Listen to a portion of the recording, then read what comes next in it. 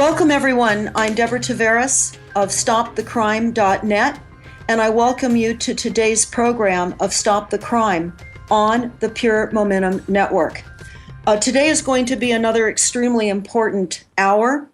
We're going to be talking about the fact that we are all the enemy of USA Inc., our corporate structure, who has infiltrated every aspect of local, state, and federal governments here in the United States.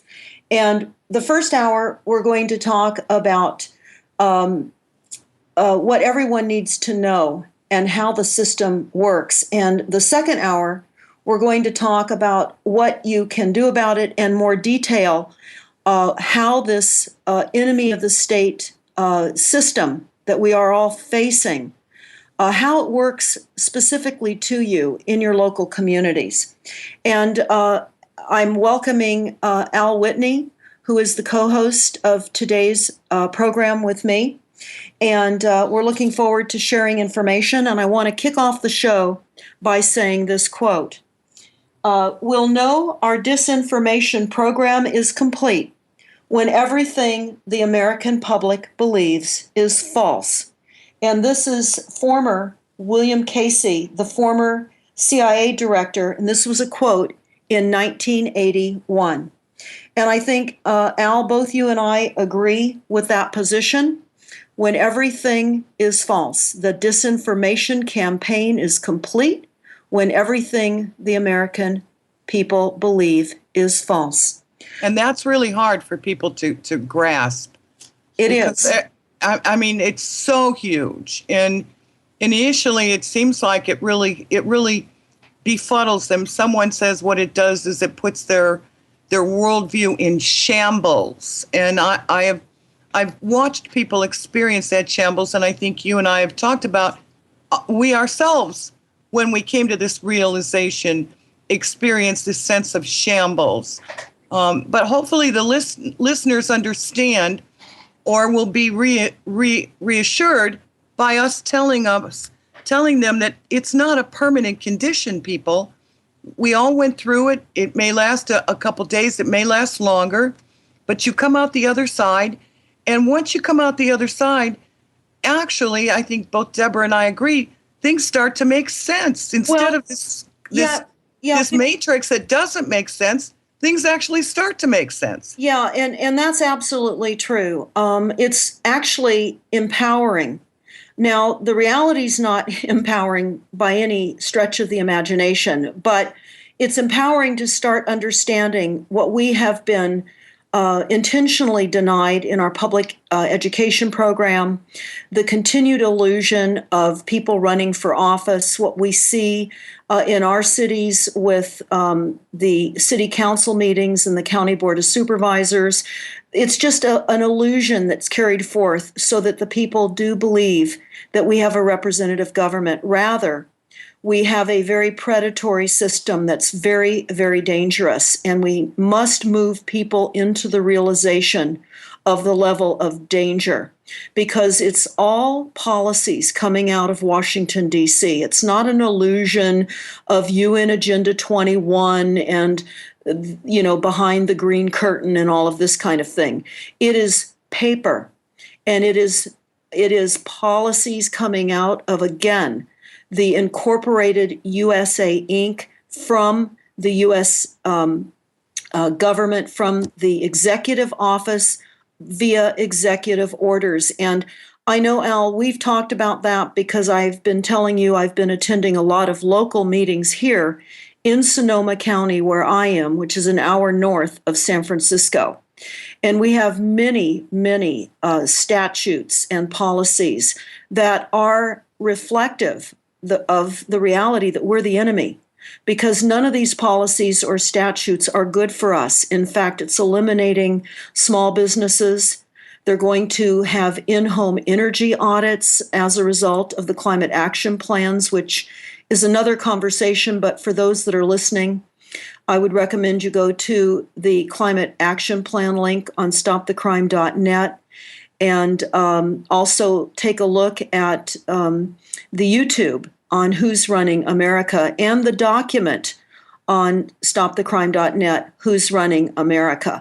I think that you will be positioned in understanding what even many of your local representatives do not understand. And in fact, Al, as I sit at these various meetings, no matter what it is, whether it's the current water meetings, the drought that they claim that we have here in California, which is a completely engineered drought, and I hear them tell me at these meetings that they have joined forces with NASA, the Scripps Institute, and NOAA to help with drought recommendations. And those are agencies, corporate agencies, that are conducting weather modifications and weather warfares.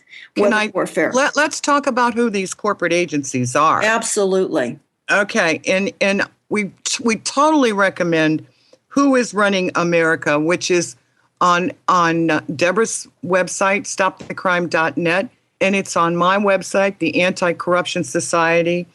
In that, it reveals how this takeover really got solidified with the bankruptcy of 1933. Let me read you just two sections from that, two quotes. Who is Running America? On page 5, the Federal Reserve is at the root of most of our present statutory regulations that they call, quote, laws, unquote, in the control and regulation of virtually all aspects of human activity in the United States through successively socialistic constructions laid upon the Commerce Clause of the Constitution. Basically, the Federal Reserve is the state of the United States. Then on page 6, it defines these agencies. The Federal Register Act was created by President Roosevelt in 1935, Title 3, Section 301, by executive order. He gave himself the power to create federal agencies and appoint a head of each agency. He then redelegated his authority to make law, and I'm putting this in parentheses, statutory regulations, unparentheses, to those agency heads. One big problem here, the president has no constitutional authority to make law. Under the Constitution, redelegation of delegated authority is a felony breach.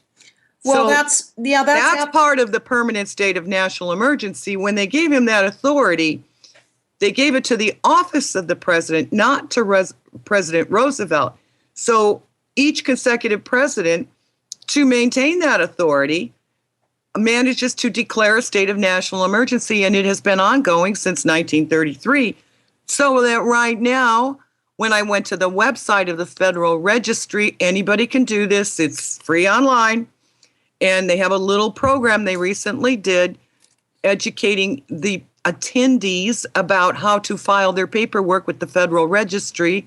They acknowledge that today there are 450 agencies, and they're all writing regulations, statutes, and they're considering these to be laws. So, well, that's true. In fact, I think it's important to point out that these are 450 corporate agencies, and exactly. I want to tie in another. But is that not who these people were referring to? Correct.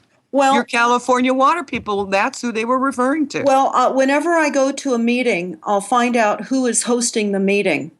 And it's generally here, the Sonoma County Water Resource Committee. I'll just type in on Dun & Bradstreet. They're listed on Dun & Bradstreet. They're all doing business.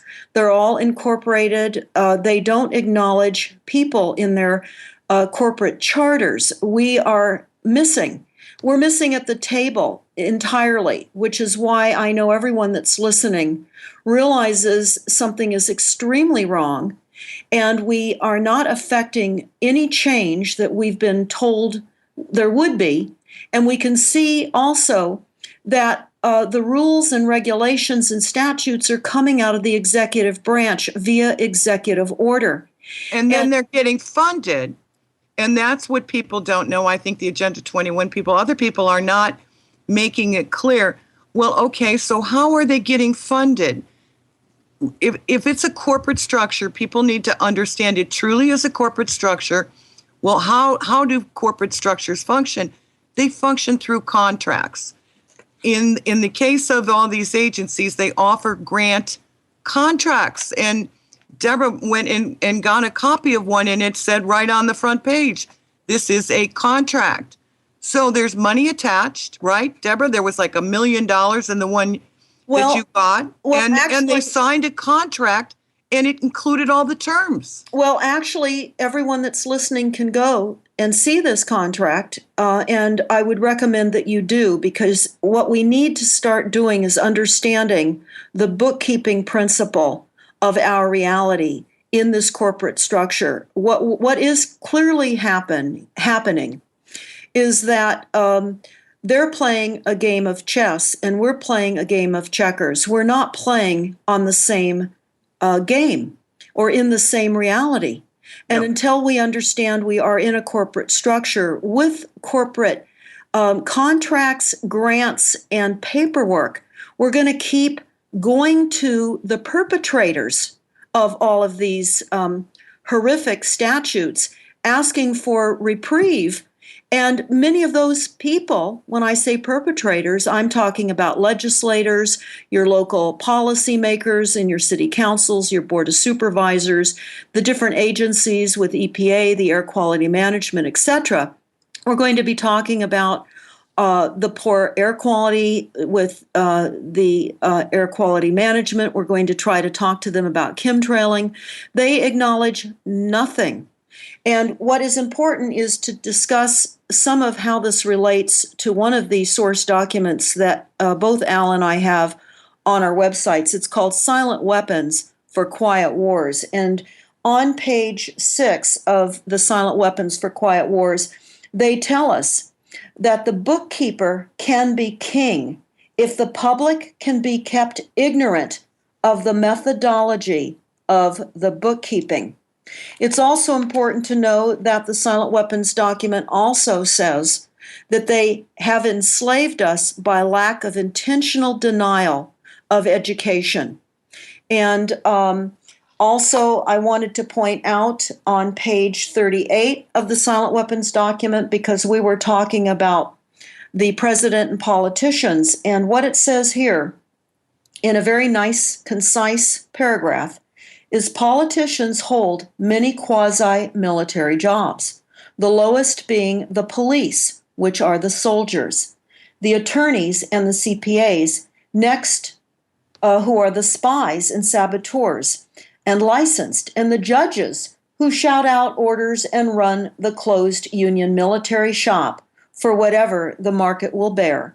The generals are the industrialists, and the presidential level of commander-in-chief is shared by the international bankers. So when we talk about we as being the enemy of the state, and we are in an extremely dangerous reality by not knowing our reality, this is what Al and I would like to share with all of you. Everything that we are talking about has completely been supported by source documents. We are speaking of the source documents as you're hearing us relay these various topics to you right now. And we encourage you to do your own research, look at these source documents for yourselves, but hurry, because I can say that this is on steroids. The overreach through these statutes without your understanding that these are unlawful and that you do not need to give your consent is overwhelming. And to that, I just want to refer everyone to the Climate Action Plan link on stopthecrime.net, where at the top of the page, you will see a government employee questionnaire. And this is a very similar format of how you can resist and not consent under this de facto government that we now all have and we must recognize. Well, you know, when you look back on who is they, a lot of people refer to they. And Deborah already defined they, the international bankers. They were exposed, believe it or not, in the early 1900s by U.S. Congressman Charles A. Lindbergh Sr., and he posted it sometime on the Congressional Record between 1907 and 1917. We haven't been able to nail that date down. But they got together and created something called the Bankers' Manifesto of 1892. Same people that Deborah mentioned in Silent Weapons for Quiet Wars. This war has been waged against our countrymen for a long time. In that manifesto, this is what they said. The courts must be called to our aid. Debts must be collected. Bonds and mortgages foreclosed as rapidly as possible. When through the process of the law, the common people have lost their homes, they will be more tractable and easily governed through the influence of the strong arm of the government applied to a central power of imperial wealth under the control of the leading financiers. People without homes will not quarrel with their leaders. History repeats itself in regular cycles. The truth is well known among our principal men who are engaged in forming an imperialism of the world. While they are doing this, the people must be kept in a state of political antagonism. This is why the media keeps pushing us into right or left, Democrat, Republican. They don't want third parties. They want two fighting teams like the Hatfields and the McCoys, because while we continue to get the good Republican candidate in office or the good Democrat candidate in office, behind the scenes, they keep advancing their agenda. This whole political game is a distraction. That's exactly right. In another paragraph in the Bankers' Manifesto that I find extremely important is right at the very top of it, where it says, we the bankers must proceed with caution and guard every move made. For the lower class, the order of people are already showing signs of restless commotion. Prudence is therefore to show a policy of apparently yielding to the popular will until our plans are so far consummated that we can declare our designs without fear of any organized resistance. Organizations in the United States should be carefully watched by our trusted men, and we must take immediate steps to control these organizations in our interest or disrupt them. And this is just what you're talking about right now with the continual division of people, not only through politics, but through religion, through race, all aspects. They're waging war to divide all of us. And this is a time of emergency. We are in, again, an extremely predatory system. We're the enemy. War has been declared. And it is a silent weapons system that is being waged upon all of us. And I know that many of you feel that. You just don't know how to cry for help. This is discussed in the Silent Weapons for Quiet Wars. Again, I would recommend everybody read it. It's only 44 pages. There are diagrams, so when you discount the diagrams, it's something like about 35 pages. It's also read to you. You can just type in your YouTube, Silent Weapons for Quiet Wars, and it can be read to you if you need to multitask. But I would really recommend, Al, wouldn't you agree, that this is a very concise document, a beginning place for many people that may not have ever heard of the Silent Weapons for Quiet Wars? Absolutely. When they read this, I particularly recommend it for people in the military, people who have taken an oath to serve their country. They feel very patriotic. They're protecting their homeland. They're protecting their family. Their intentions are excellent. I mean, that is why they sign up for the military. The military needs to read this document to see what the international bankers think of you. The international bankers, when Kissinger said all men in the military were nothing but cannon fodder, he wasn't speaking just for Henry Kissinger. That is, and when you read Silent Weapons for Quiet Wars, you will see that is what they think of our soldiers. That's what they think of our enlisted men who go and fight their wars. And truly, people need to understand all wars are bankers' wars. You can Google that, do a search for that. Michael Rivera did an excellent program demonstrating that all wars are bankers' wars. So our young men and women, they're not dying to protect our country. They're dying to help the bankers advance their agenda. And Deborah, I know we've heard a million stories about veterans that come home and they are not cared for by the Veterans Administration. They wait for months to get any kind of health care. At some point, let's hope all these young men wake up and realize they're not working for the country, they're working for the bankers. Well, in fact, I think we can certainly relate to the fact that the soldiers are highly vaccinated. We know that many of the illnesses that they're coming home with are as a result of poisons intentionally emitted on the battlefield, depleted uranium, and other toxic chemicals that they're using in civilian populations where they, enlist our fighting forces. But it's important to understand, again, what you said about the Silent Weapons for Quiet Wars, because they tell us what the draft is as a military service. And they say, few efforts of human behavior modification are more remarkable or more effective than that of the socio-military institution known as the draft. A primary service of the draft or other such institution is to instill, by intimidation, in the young males of a society, the uncritical conviction that the government is omnipotent, meaning they're all right, they're good. And you and I know that when they say that, what they really mean is they suffer a post-traumatic stress syndrome. When you read, even when you watch TV, you will see what these staff sergeants, these basic training sergeants do to the young men who join the military.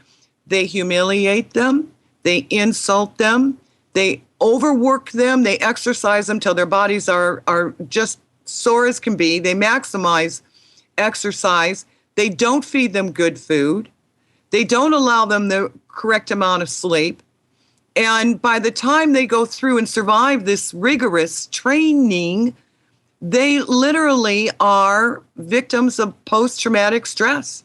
Well, I can add to that, and we'll cover this in more detail in another show, but I certainly want to add to the fact that what they're doing now is they are creating super soldiers on the battlefield. They're using technologies to override sleep, to override hunger, and they're really working to replace the human aspect on the battlefield. We see that now with the proliferation of drones. We see and know that they've already implemented thousands and thousands of robots in the battlefield that are directed from various trailers in the Las Vegas area, the drones, for example.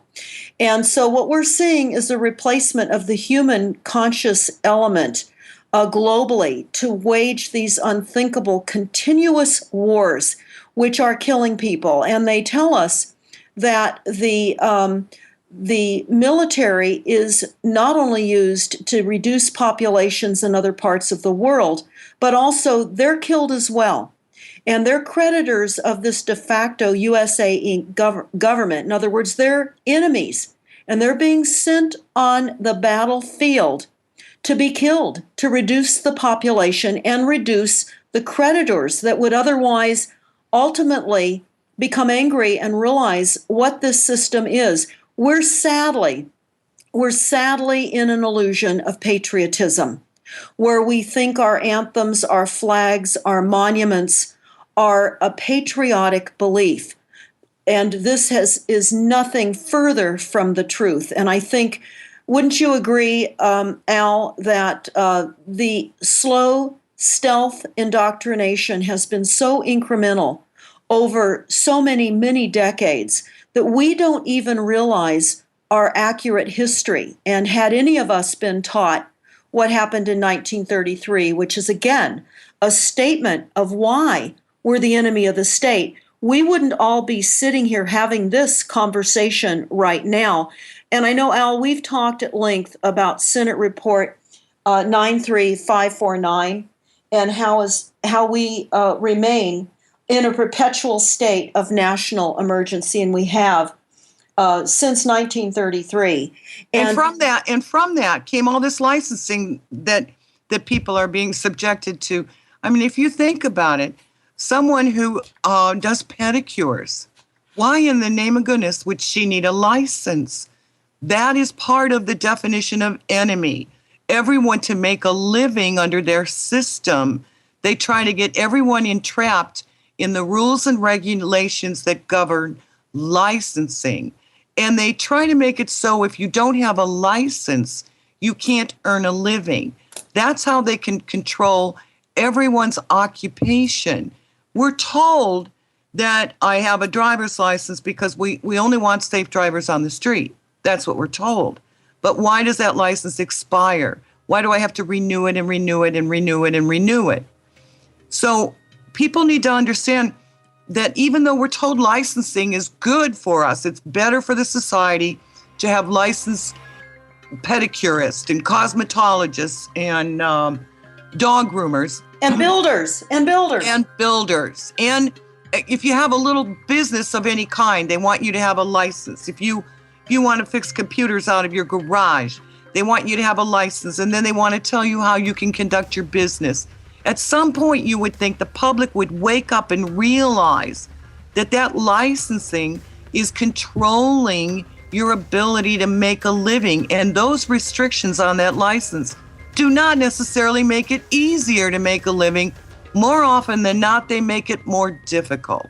Well, I want to say that we're nearing a network break, Pure Momentum Network.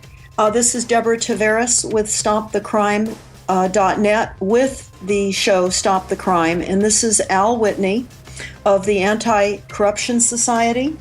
And we're going to resume on the other side of this network break with the very, very important concept and reality that we are all the enemy of the state.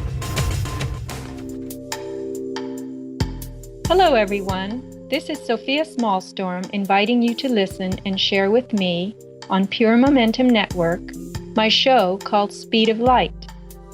We are way too bogged down by darkness, heavy energy, and a sense of futility.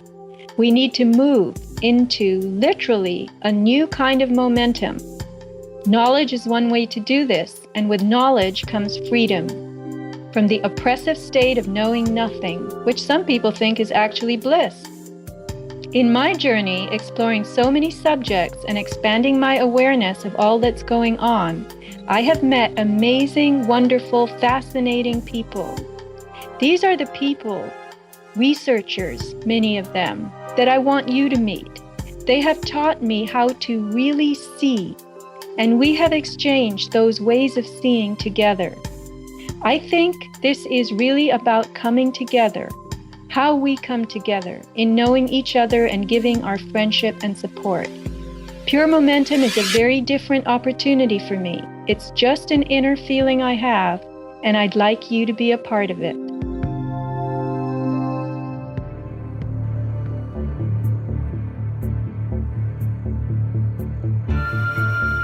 Hello, my name is Ingrid Castle. I host Immunize Wisely here on Pure Momentum Network. You are invited to join me and my guest as we discuss relatively unknown vaccine history, science, and related issues. Immunize Wisely will arm you with the information you need to make common sense decisions concerning your health. Join me as we discover together what creates disease and how to achieve optimal wellness.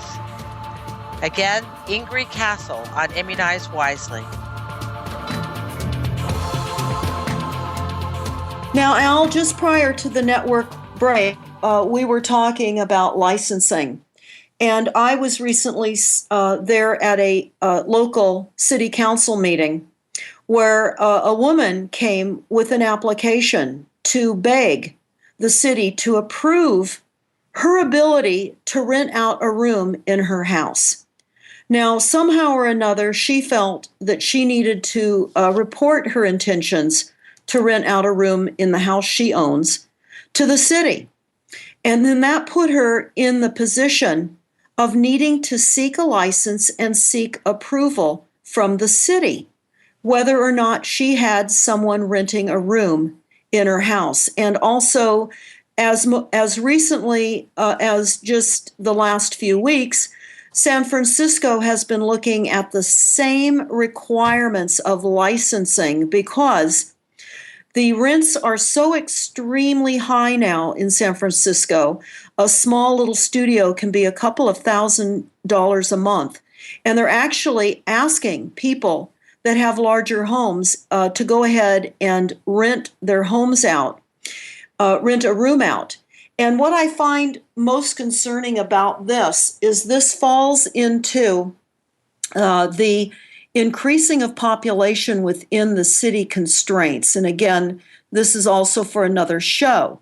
But what it tells us is that they're really encouraging licensing and allowing people to live in spare rooms in their homes, because we can see rent just skyrocketing as a result of the extreme foreclosures and people's then losing the credit rating that is also set up to indicate how good you are as a slave. That's what the credit rating is really all about.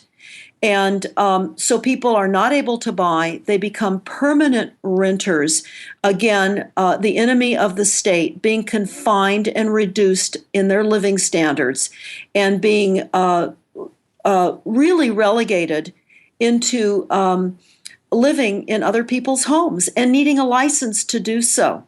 So I find this whole licensing as a builder, we were contractors and we were land developers for a number of decades. And Al, we spoke about the extent of licensing requirements and the fact that it does eliminate people's ability to perform work that they're qualified in doing. For example, we can be licensed here in California as a builder, but we would have to be completely relicensed if we relocated in another state, even though we've built for decades. And certainly we could teach programs and classes on construction. And there's a great video that demonstrates this. It woke me up, I think, when I saw it. It's called "Why Can't Chuck Get His Business Off the Ground?"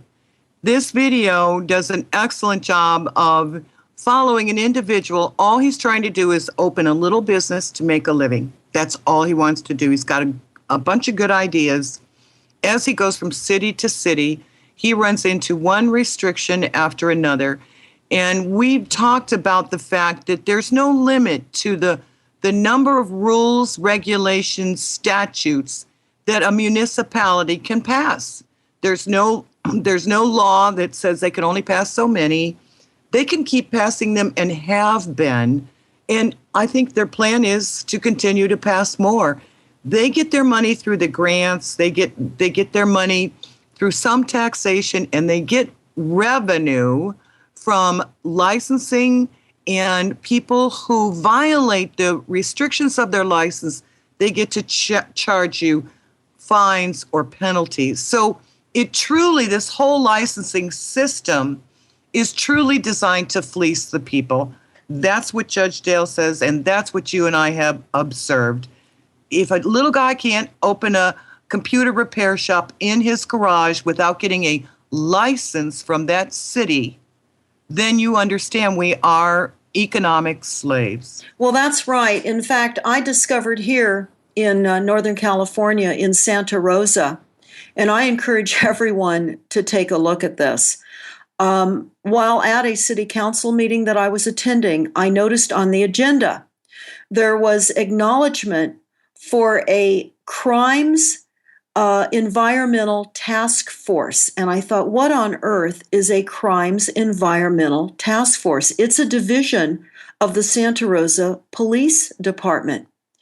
And I soon learned that they do have a specific investigation team that goes around, monitors businesses and homes, and looks for opportunities to fine and penalize people that are not conforming to the new and increasing environmental codes.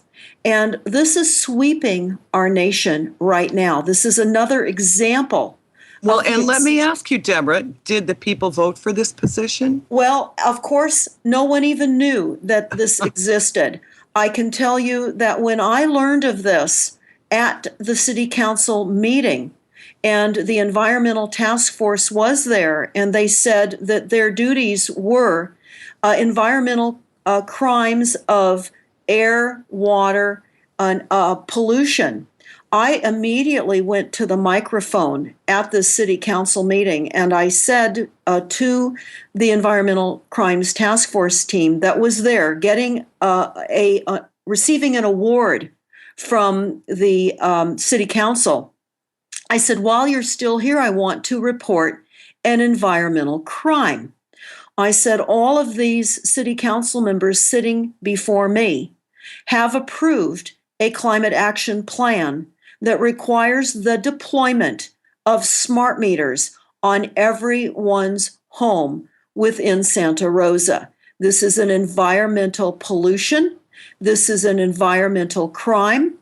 And you said that you have the same authority of pursuing a homicide crime as you do environmental crimes. So I would recommend that you observe this environmental crime with all of these incorporated employees sitting in front of me here right now, and you do due diligence, you do the same surveillance that you said you will do, such as camera surveillance, GPS surveillance. You will talk to all the neighbors. You will build such a case that you will then be able to get awards in court in the judiciary system that's set up for the corporate agency, mind you.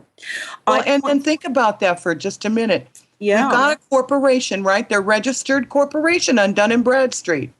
That's okay? right. They can make rules to increase their income. We have no say over that. They are doing business. They work for their corporation, for their for-profit corporation. If they get more money, what can they do? Oh, they can create a new position. Now they need more money. What can they do? They can pass a new little corporate rule inflicting a penalty, a fine, or a fee on the general public. That is not a government, people. That is a corporation doing business. It is through this illusion that we think we have a local government, a county government, a municipal government. We don't. They are businesses. They're making money for their own business. They're growing their own business. In my municipality, if they want a nicer building, they go down with their paperwork and figure out how they can get money. The voters don't get to vote on this. They just grow their business because they're hiding as a government. They are perceived as working for the people. We have to break that illusion. This is a corporation like Monsanto. Why in the name of Hannah would we let Monsanto all of a sudden reach into your town and decide to charge Deborah, an additional $100 a year for, I don't know, for growing tomatoes in her garden? We wouldn't stand for that. But because this illusion has been going on so long, we don't know what to do when our local corporate government says we're going to charge Al $100 for 5 tomato plants every year. Well, I want to ask, and there is nothing that we have because we don't rule that corporation. We can't reach in there and tell them we're going to set the rules. You can't do this. You can't do that. We've all tried to talk to them, right, Deborah? And all they give us is lip service. They will listen, and then they will smile, pat us on the head, and they will go about their business Well, because that's what they're doing. They're in business. That's right. In fact, I would encourage everyone that may not have gone to their local city council meeting and experience what you hear Al and I talking about. What I see when I go to these meetings is an opportunity for public comment. And you'll notice there's never a reciprocal dialogue. They give you a limited amount of time. You can give them documents of which there will never be a discussion about. And when you pull the public comment documents from your city, which I had to do that request through the city clerk, it was not on their website.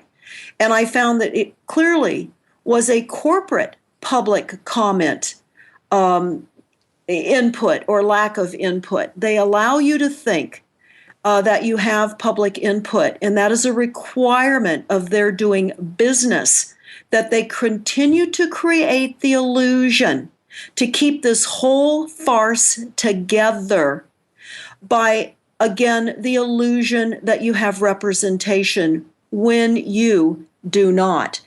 And you know what? Anybody who wants can go look this up. They shouldn't listen. They shouldn't just assume you and I are making this up or we have it all figured out. All they need to go is to look at the statutes, the codes for their state. And if you type in Ohio Revised Code -municipality, it will take you right to the corporate state's rules that govern how municipalities should work, because the municipality is a corporation under the corporation of the state corporation. They're all linked. It's a franchise network. Our schools are corporations.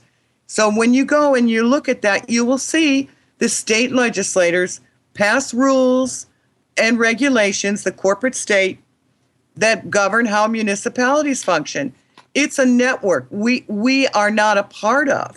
That's the sad thing. You don't realize they have built a network while they were keeping us busy with movies and football games and all kinds of entertainment, while they're building a network of corporations that are passing themselves off as legitimate government. They are not a legitimate government. That's why they call them, that's why traffic can't use the term de facto. Well, in fact, they are governing us, but they are not a legitimate, of the people, legitimate government. Well, that's absolutely right. And that's why I like to talk about what I observe locally, because what I observe locally here in Northern California, everyone else can observe locally in their cities as well. Now, observations across the country are going to present themselves differently because this is a very stealth gutting of the entire system that we have believed is a representative system, because I think people so far, by hearing what you and I are talking about, Anita, I hope they're getting the reality that federal and state governments are not real. And that, of course, they're all privately owned corporations calling themselves governments. And more importantly, too, is the understanding that judges are privately employed administrators called judges. And the laws are nothing more than their corporate regulations called statutes. So once we can move out of what we were never taught in school and the illusion that we're being kept in, you'll see it on a local basis. Again, here in Northern California, where I attend meetings many nights during the week, I'm seeing most currently the restriction of water. I attended a meeting where they had these corporate agencies discussing the stage 2 water reduction and mandated reduction of water that we're here in Northern California, Al.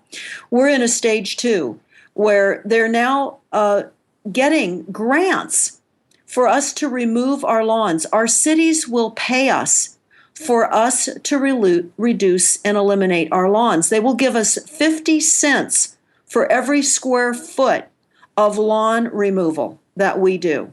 And where does that money come from? People have to understand. That's right. Yes. That money, there's an unlimited amount of money, even though they talk about the national debt all the time. They talk about how much money we're spending on all these wars. The Federal Reserve is a private corporation. It creates the Federal Reserve note known as the US dollar. This is a private currency. Because it's a private currency, those who create the private currency have the ability to create an unlimited amount of private currency. And that money goes to promote their agendas. That's right. That which does not meet their agendas does not get funded. It's so simple, people. There's no mystery here. Whatever the agencies are doing, if they meet the agendas of those, and I think I already read that, the Federal Reserve, if they meet their agendas, they get funded. If they don't get funded. Now you see how we get bogus science and bad policy. It is not designed to make our lives better. That's right. It is designed to increase control and advance a New World Order agenda, as people call it, Illuminati agenda, as some people call it, Zionist banker agenda, as other people call it. That money is being used to advance their own agenda and increase what Silent Weapons said. They want to control it all goods, all services, and really create a global slave population. Well, that's true. In fact, Silent Weapons also says that they want to control all energy on the planet. Yes. And we now realize the extent of what they mean by energy. We as individuals are energy, and they are literally working on absolute mind control. And again, there are many interviews that we've done that are on the website, or you can just Google one called The Cooking of Humanity to understand the extent of control, the extent of how we have been made the enemy of the state. And I also wanted to add, Al, that there are many targeted individuals that are the enemy of the state that have had specific weapons directed at them solely. There are hundreds of thousands of these targeted individuals globally, and the torturous crimes against them are unconscionable. And so as we're breaking down the ways in which you're all the enemy of the state, there are targeted individuals that have been set up on specifically. And we'll get into a little bit more of that in the second hour of today's program. But again, we're trying to demonstrate through source documents the degree in which we are all in an illusion and we are all in the crosshairs of a silent weapons system that looks upon all of us as the enemy. And Al, we know that sadly, our local representatives don't realize that. We'll have city council members or county board of supervisor members, or just my experience in a meeting I attended recently, where there are a couple of people now running for our local county board of supervisors. And they're telling us all the policies that they're supporting. They're telling the people what they want to hear. And then I walked up to one of them and I said, now, of course, you realize that once you are elected, you are then working for a corporation because the county is incorporated. And you're no longer free to conduct and create the people's initiatives as you thought you were in your campaign. You need to understand this, because I said, sadly, the fact that you're running for office and not understanding the fact that you are perpetuating the illusion of a representative government by the mere fact of running for office, because you're not telling people really what it is. If you want to create a forum, then you must at least give the people the truth, and you can't unless you understand it yourself.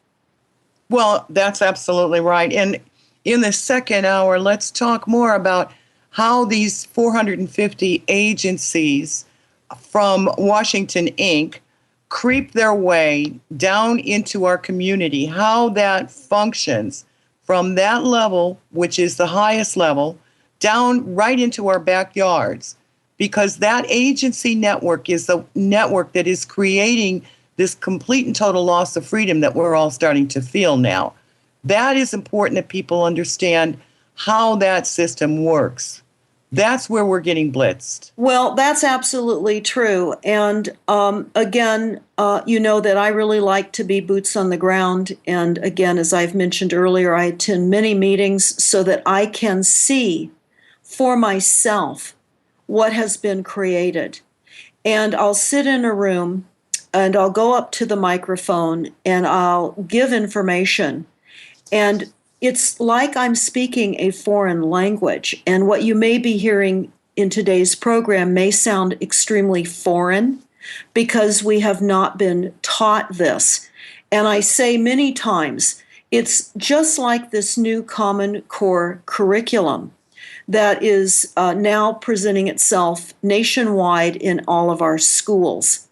They're dumbing down math and science. In fact, they are graduating high school students now with the equivalent of an 8th to 9th grade math and science knowledge-based curriculum, as well as an 8th to 9th grade understanding of literature. And they're bringing down the college requirements to meet that dumbed-down graduation level out of high school. And they're teaching in science that global warming is real science when we know it's political science. It's science to benefit the corporations. And so as we realize how dumbed down we have been, I think I would say, Al, would you agree, besides the Silent Weapons for Quiet Wars 44-page document and or YouTube where you can listen to that, I would recommend everybody read The Great American Adventure, Secrets of America by Judge Dale. Now, that's absolutely a great recommendation.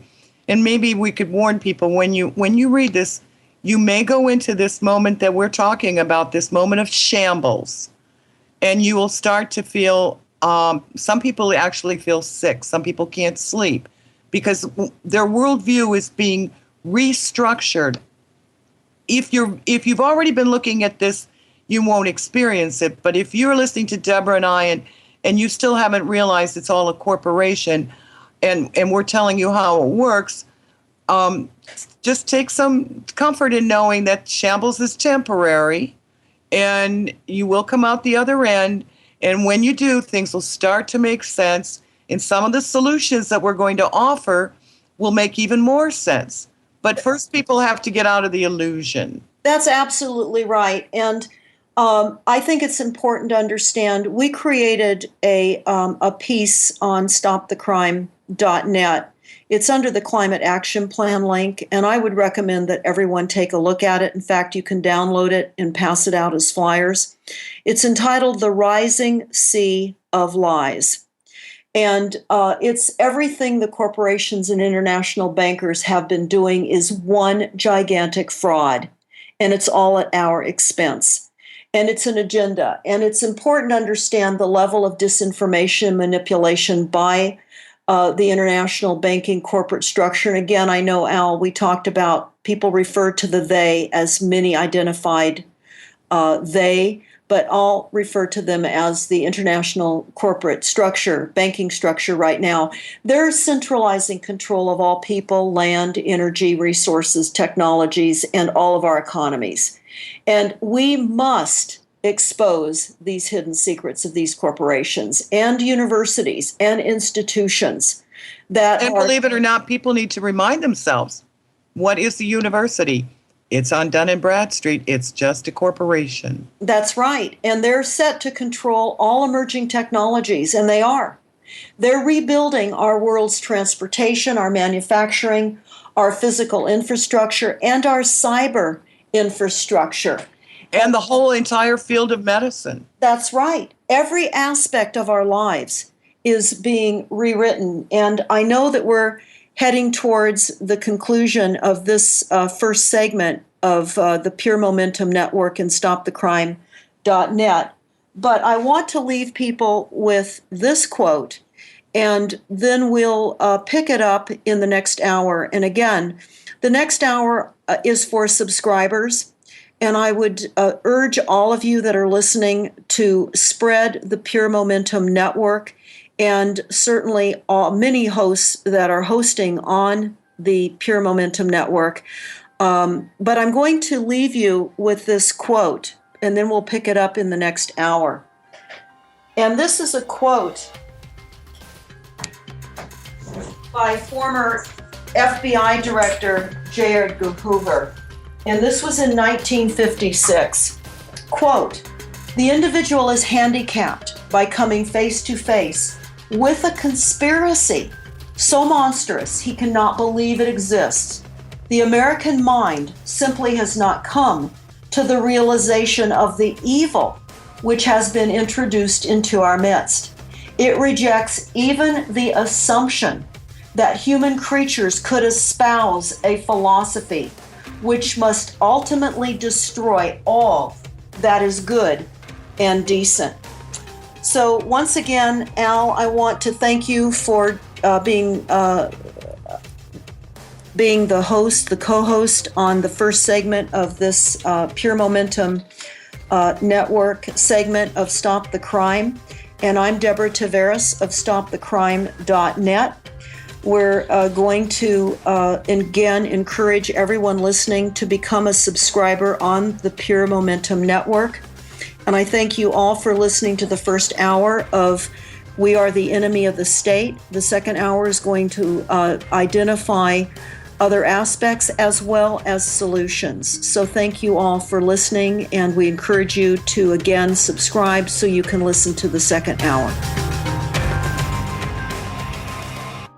We invite all our listeners to join us in the members section for the second hour of all our shows. We encourage you to click on the subscribe button, choose a membership type, pay with PayPal, and voila, you're a member. Enjoy all Pure Momentum Network material, the second hour of all talk shows, extra interviews, and all archives.